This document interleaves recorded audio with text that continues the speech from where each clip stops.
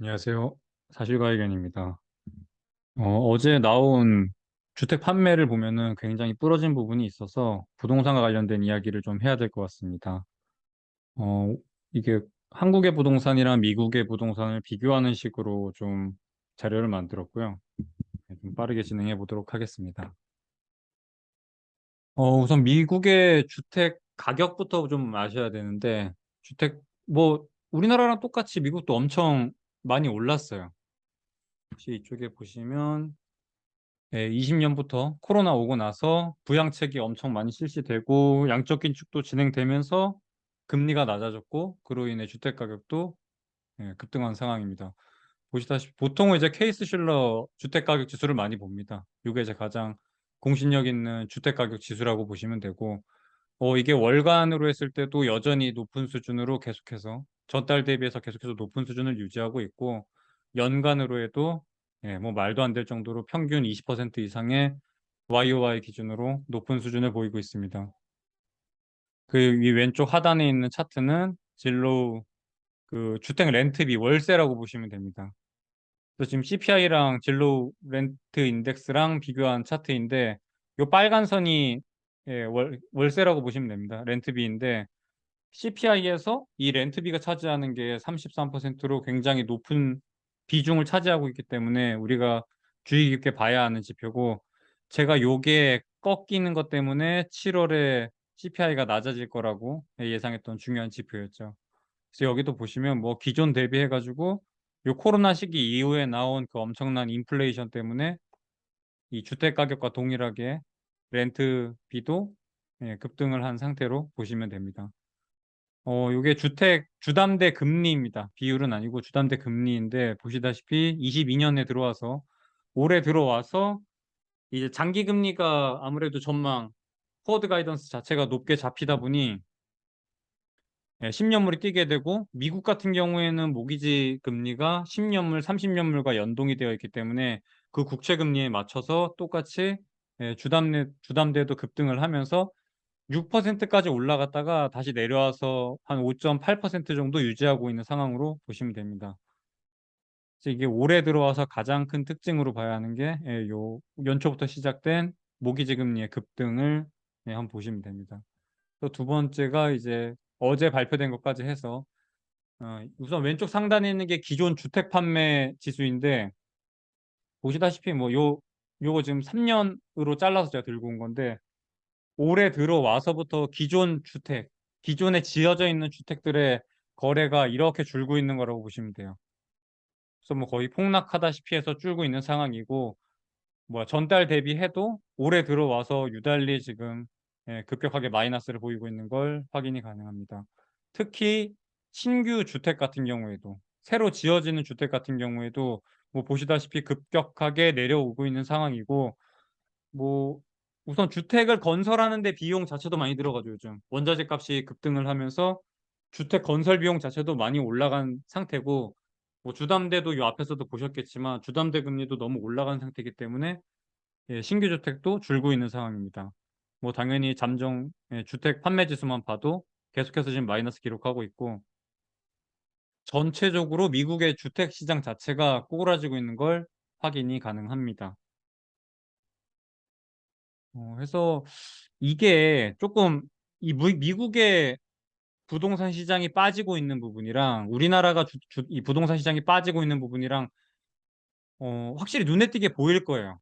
국내 주택 시장 같은 경우에는 최근에 있었던 금리 인상기에 확실히 빠른 속도로 꺾이고 있는 게 보이는데 미국은 그렇지 않아요. 미국은 기존의 주택 가격 자체가 급격하게 내려오고 있지 않는 상태예요. 이게 요번 달에 와서 처음으로 꺾였나 그래요. 우리 연초부터 기준금리 인상했는데 꺾인 게 오늘이 뭐 8월 말이니까 거의 9월까지 와서 이제서야 한풀 꺾였어요. 한 번 꺾였어요, 마이너스로. 왜 그런 차이를 가지고 있는지 그걸 좀 알아야 좀 부동산에 투자하는 데 있어서도 좀 도움이 될 것 같아서 들고 왔습니다. 우선 한국 같은 경우에는 코픽스 금리라고 하는 은행들 간의 이 조달 금리라고 보시면 되는데 요거는 보통 3년물 우리 대한민국의 3년물 국채금리랑 연동이 되어 있다고 보시면 되고, 여기에 가상금리, 우리 각각 개인의 뭐 신용등급일 수도 있고 우대금리일 수도 있고 그런 게 쭉 다 더해져서 이제 모기지 금리가 결정이 되게 되고, 미국 같은 경우에는 10년물, 30년물 국채와 연동이 돼서 10년 모기지 금리, 30년 모기지 금리로 이 모기지 금리가 결정이 되게 됩니다. 그래서 그 부분이 조금 차이가 있어요. 우리나라 같은 경우에는 단기 금리와 연동이 되어 있다 보니 기준금리가 오르고 내리고에 따라서 급격하게 이 변동이 되는 부분이 있고, 미국은 보시다시피 30년물, 뭐 10년물 이렇게 장기 국채와 연동이 되어 있기 때문에 아무래도 이 움직이는 폭 자체가 좀 크지 않아요. 근데 근래에 있는 이렇게 변동폭이 큰 거는 아무래도 중앙은행이 직접적으로 개입해서 뭐 국채를 매입하고 매수하는 매입하고 매도하는 방식으로 이 장기 금리를 조절하다 보니까 요즘처럼 좀 말도 안 되게 이런 장기 국채 금리가 좀 오르락내리락 큰 폭으로 움직이는 게 있는데, 우선 미국 같은 경우에는 CPI를 잡기 위해서는 필수적으로 이 부동산 시장을 잡아야 돼요. 무조건. 부동산 시장을 안 잡고는 절대 PC를 떨굴 수가 없어요. 그러니까 물가 자체를 잡는 데 있어서 부동산을 잡는 거는 필수입니다. 근데 우리나라 같은 경우에는 애초에 물가 지표 자체에 주택이 안 들어가요. 이게 엄청 모순인데, 우리나라는 이 소비자 물가에 주택이 주택 지표 자체가 들어가질 않아요. 이게 진짜 엄청 큰 차이예요. 그래서 우리나라는 실질적으로 소비자 물가를 얘기할 때 마치 뭐 미국보다 우리가 뭐 괜찮은 것처럼 5% 6%뭐 이런 얘기하고 있는데, 절대 그렇지 않아요. 우리나라도 주택금리, 이 주택 가격 오른 분 소비자 물가에 전가시키면 어마어마하게 올랐어요. 그러니까 그 차이가 일단 첫 번째로 하나 존재합니다. 이 소비자 물가에 주택 관련 지표가 들어가는지 안 들어가는지. 미국은 들어가기 때문에, 심지어 아까 말씀드린 것처럼 CPI는 30%가 넘고 PC에는 15%나 들어가기 때문에 이 부동산 시장을 잡지 않고선 소비자 물가를 잡을 수가 없어요. 그래서 여기는 의도적으로라도 10년물, 30년물을 땡겨 올려서 모기지 금리를 높일 필요가 있었어요. 그리고 이제 금리 종류 같은 경우에는 변동금리와 고정금리가 있고 뭐 혼합형도 있고 그러는데, 우리나라 같은 경우에는 제가 최근까지 본 기사에 의하면 지금 나가 있는 모든 대출의 83% 이상이 변동금리예요. 우리나라는 변동금리가 대부분이에요. 미국은 95% 이상이 고정금리입니다. 미국이 이 서브프라임 모기지론 한번 터졌던 거 아시죠? 08년에. 그때 그거 한번 겪고 나서 부동산 시장에 의해서 부동산 시장이 폭발하면서 그때 똑같아요. 그때 미국이 이 변동금리였어요, 다. 그리고 채권자가 시중은행에서 보통 모기지 대출을 내줬었어요. 그러니까 이 모기지 채권에 대한 리스크를 우리나라는 지금 시중은행이 지고 있고, 미국도 그 서브프라임 모기지론 터지기 전에는 시중은행에서 직접적으로 내줬었어요. 그래서 그 리스크를 다 시중은행들이 가지고 있는 상황이었고, 그때도 미국도 변동금리가 대부분이었습니다. 근데 미국은 한 차례 그 서브프라임 모기지론 겪으면서 이 변동금리들을 다 고정금리로 대환했어요. 뭐 어쩔 수 없이 그때 이제 미국이 취했던 방법은 부동산 기초 자산 자체가 뽀개지다 보니 그 모기 채권들이 부실이 발생된 거다 보니까 어쩔 수 없이 다시 한번 이 부동산 시장의 부양을 위해서 뭐 양적 긴축 진행하면서 금리를 낮추고 모기지 금리도 낮추면서 다시 한번 이 기초 자산에 뭐 거품을 일으켰다고 하긴 좀 그런데, 그 폭락했던 부동산 시장을 다시 한번 일으키는 방법을 취했었어요. 그런 걸 진행하면서 뭐 낮은 금리에 고정금리로 대환을 시켜줬어요. 국가 입장에서. 그래서 지금 그 이후로도 금융감독법이 굉장히 강화가 되면서 대부분의 이 모기지 금리를 고정금리로 받게 되어 있어요. 95% 이상이. 우리나라 같은 경우에는 이 변동금리로 되어 있고, 우리나라는 개인이 은행에 가서 직접 은행으로부터 대출을 받는 방식을 취하고 있어요. 그러다 보니 이렇게 모기지 채권으로 발생되는 거에 대한 리스크를 시중은행이 직접 지게 되어 있어요. 그래서 이, 이 채무가 발생된 부분이 시중은행의 대차대조표에 직접적으로 들어가게 됩니다. 근데 미국은 모기지 은행을 혹은 연방은행, 아니면 뭐 다른 그냥 우리도 지금 ETF로 여기 MBS 채권 직접적으로 매입을 할 수 있어요. 이 개인도. 그런 식으로 시중은행이 직접적으로 지는 방법보다는 뭐 이런 국가기관의 뭐 공기업이라고 보면 되겠죠. 국가 단위에서 관리하는 기업들이 직접적으로 매수를 해줘요. 그러니까 중간에 은행이 끼긴 하는데 미국 같은 경우에는 중개만 해주고 살짝 수수료만 띄고 그거를 채권화 시켜서 다음 뭐 모기지 모기지 은행 협회나 연방은행 아니면 다른 전주에게 그 채권을 다시 팔아요. 중간에 뭐 1% 정도의 약한 수수료만 먹고. 그러니까 우리나라랑은 좀 많이 다르죠. 그런 시중은행이 한번 무너졌을 때 어떤 식으로 이 시스템 붕괴가 오는지를 미국이 한번 겪었기 때문에 서브프라임 모기지론 때 그걸 한번 겪고 나서 두 가지 조치를 취한 건데 고정금리로 바꾼 거 하나, 그 다음에 요 채권에 대한 리스크를 지는 거를 시중은행이 지게 하는 게 아니라 요런 국공립으로 다 넘긴 리스크 부담을 이쪽으로 전가시킨 거 하나. 해서 미국은 시중은행들의 대차대조표가 굉장히 작아요. 우리나라는 진짜 전 세계에서도 굉장히 큰 이 시중은행들의 대차대조표 자체가 굉장히 커요. 우리나라는. 근데 미국은 우리나라 대비해서 엄청 작아요. 시중은행들의 이 대차대조표가. 근데 그 이유가 이런 발생되는 모기지 채권에 대해서, 그러니까 모기지 대출에 대해서 채권화 시켜서 다른 쪽으로 중간 수수료만 받고 넘기는 방식을 취하고 있습니다.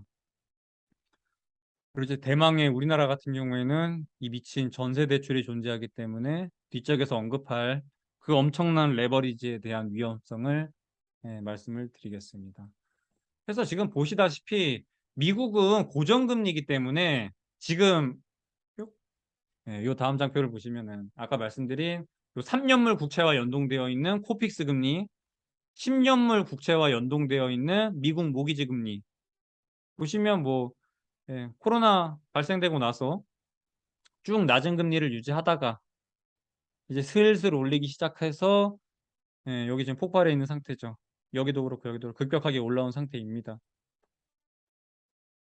보시다시피 뭐 한 2%포인트 정도 양쪽 다 올라오긴 했는데 그러니까 왜 한국은 3년물짜리로 하고 미국은 10년물짜리로 하냐면 한국 같은 경우에는 아무래도 신용 등급이 낮은 신흥국이기 때문에 어쩔 수 없이 단기 채권에 대한 수요와 공급이 그러니까 거래량 자체가 3년물짜리가 제일 많습니다.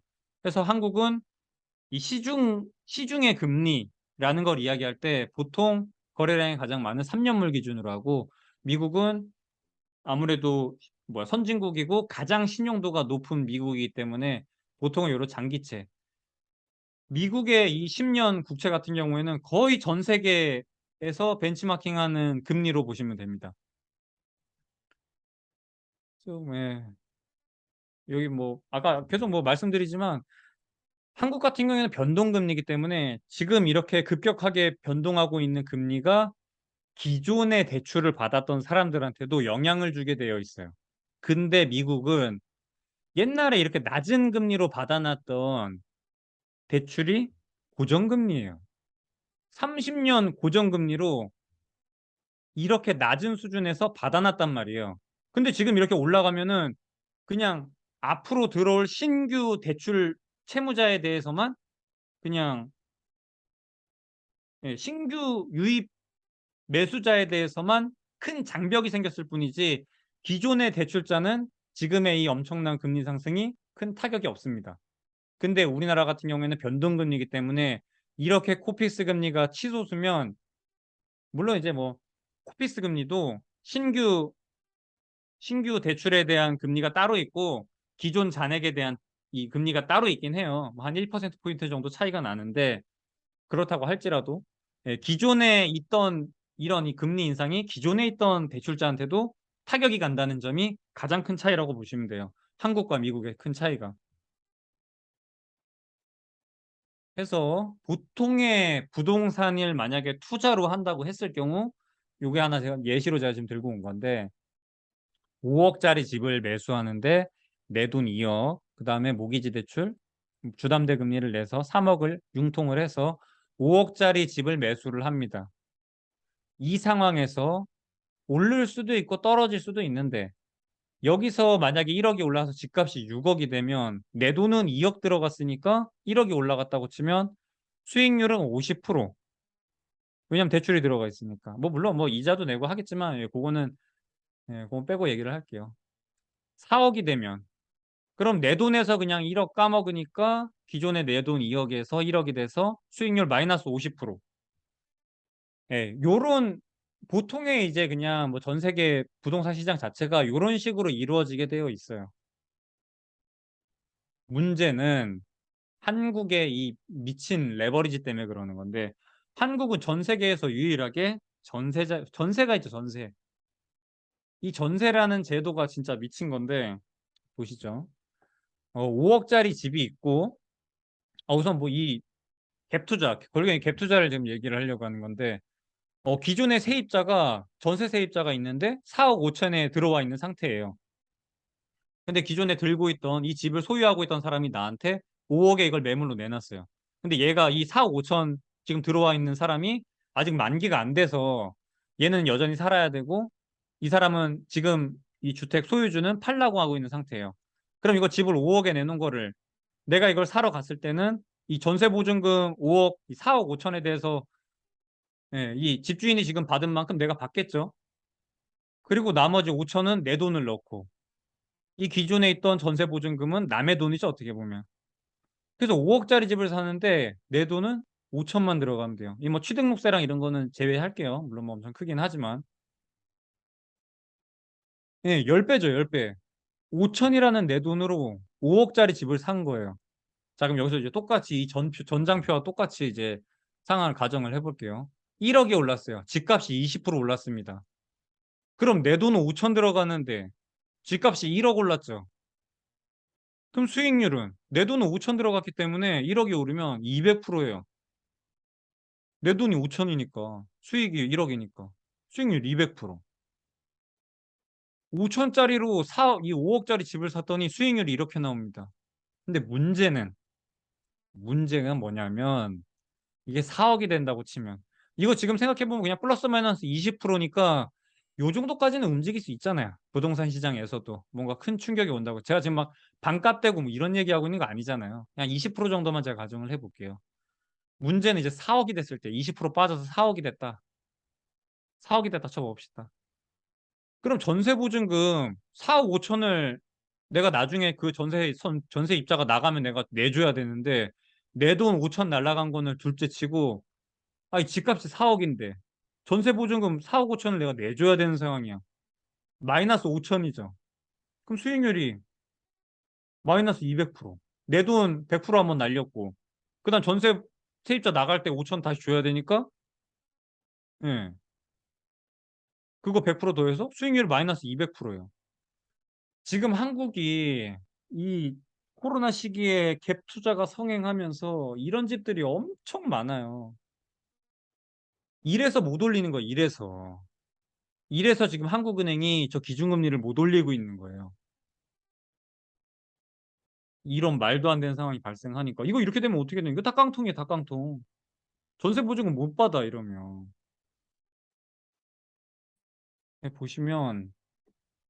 그리고 제가 이 전 세미나, 환율과 관련된 세미나 얘기할 때도 말씀드렸지만, 지금 한국은 삼위일체 불가론에서 독자적인 금융정책을 사용할 수 없는 나라예요. 왜냐하면 자국 내 상황이 이 꼬라지기 때문에, 이 모양이기 때문에 기준금리를 마음대로 올릴 수 없어요. 근데 미국은 올리고 있다 보니 그걸 쫓아가려고 하니 가랑이가 지금 찢어지고 있는 상황이고, 아까 말씀드린 것처럼 미국은 고정금리, 기존의 주택을 매수했던 사람들이 타격을 받지 않아요. 왜?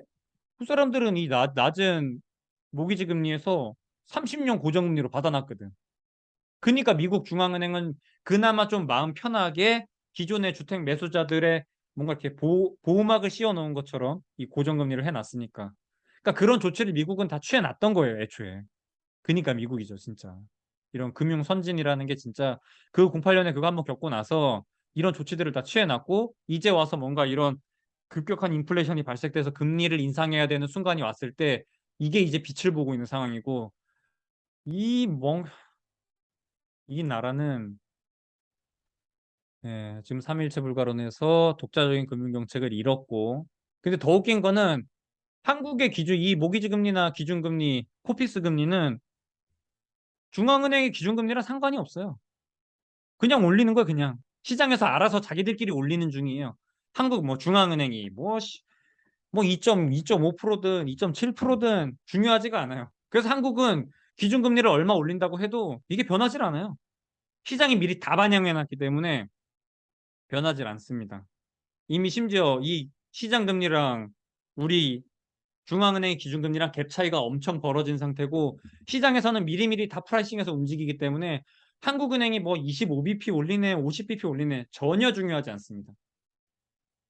이번에 뭐 25bp 올리긴 할 것 같은데 아유, 그걸 제가 걱정하고 있는 거죠.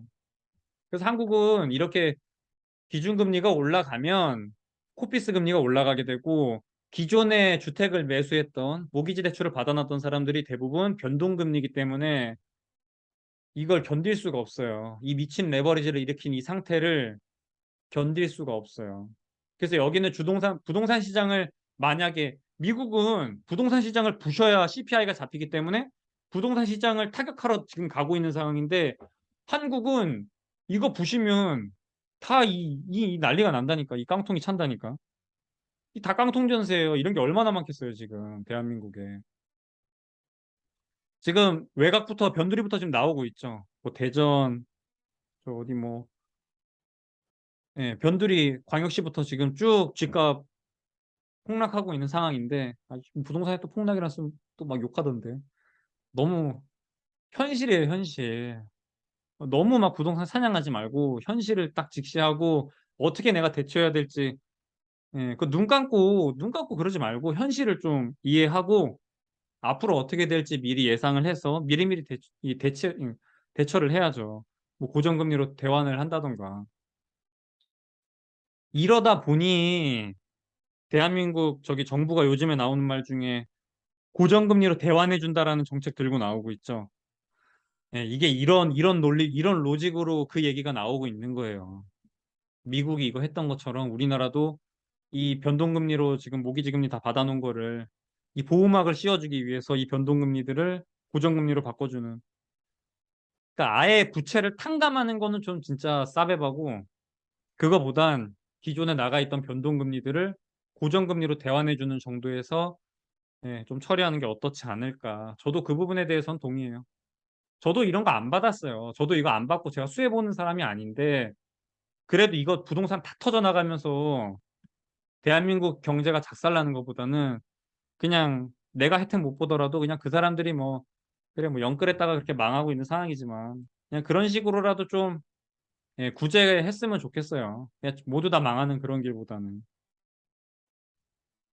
예, 그래서 일단 예, 부동산 관련된 강의는 여기까지고요. 예, 오늘처럼 좀 짧게 짧게 진행하면서 예, 오늘은 한국과 미국의 부동산 예, 투자와 관련된 내용으로 한번 진행을 해봤습니다.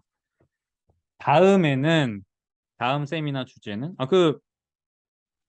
제가 지금 보고 있는 이런 지표들 혹은 차트 만드는 방법에 대해서 제가 세미나 만든다고 했는데 그거는 좀 주말에 제가 만들도록 할게요.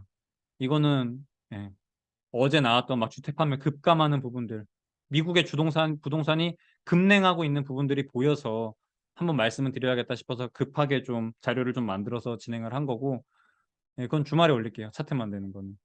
그리고 뭐 좀 가까운 시일 내에 좀 또 하나 말씀드리고 싶은 거는 요즘 미국 국채 금리도 많이 오르고 있고 유럽에도 보면은 독일이랑 이탈리아 스프레드가 굉장히 벌어지고 있는 부분이 있는데 왜 이태리 금리가 이 국채 금리가 올라가면 왜 문제인지 하이힐드 스프레드가 올라가면 왜 문제인지 왜 일본은 이 기준금리를 올릴 수가 없는지 요거에 대해서 한번 이야기해 보도록 하겠습니다. 네, 그래서 부동산 편은 여기까지 하겠습니다. 빠잉.